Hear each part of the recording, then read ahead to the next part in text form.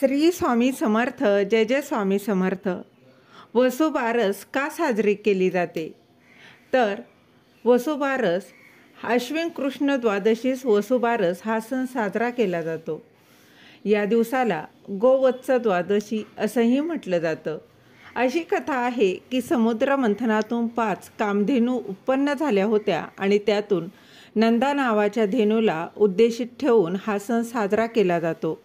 अनेक जणांच्या इच्छा पूर्ण होण्यासाठी या गायीच्या शरीरावर जेवढे केस आहेत तेवढे वर्ष स्वर्गात वास व्हावा या कामापूर्तीसाठी ही पूजा केली जाते.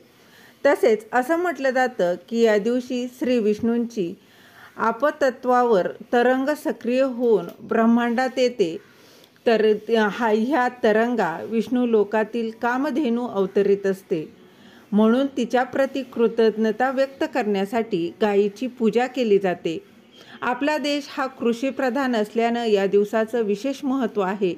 गायीच्या पोटात 33 कोटी देव आहेत असं मानलं जातं आणि म्हणून गायीची पूजा करण्याची प्रथा पडली आहे. तर या दिवसापासून अंगणात रांगोळी काढून दिवाळी सणाची सुरुवात होते. या दिवशी संध्याकाळी गाय आणि वासरू यांची पूजा केली जाते. स्त्रिया या दिवशी दिवसभर उपवास करतात. या दिवशी गहू मूग खात नाहीत. त्याचबरोबर स्त्रिया बाजरीची भाकरी आणि गवारीच्या शेंगाची भाजी खाऊन हा उपवास सोडतात. या दिवशी दूध, दुधाचे पदार्थ, तळलेले पदार्थ खाल्ले जात नाहीत. त्याचबरोबर या दिवशी या तव्यावर बनवलेले पदार्थही काही भागात खाल्ले जात नाहीत असं देखील म्हटलं जातं. आपल्याला दूध देऊन आपले पोषण करणाऱ्या या प्राण्याप्रती कृतज्ञता म्हणून हा दिवस साजरा केला जातो.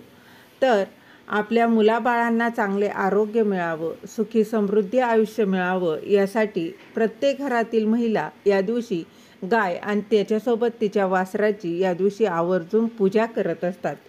श्री स्वामी समर्थ.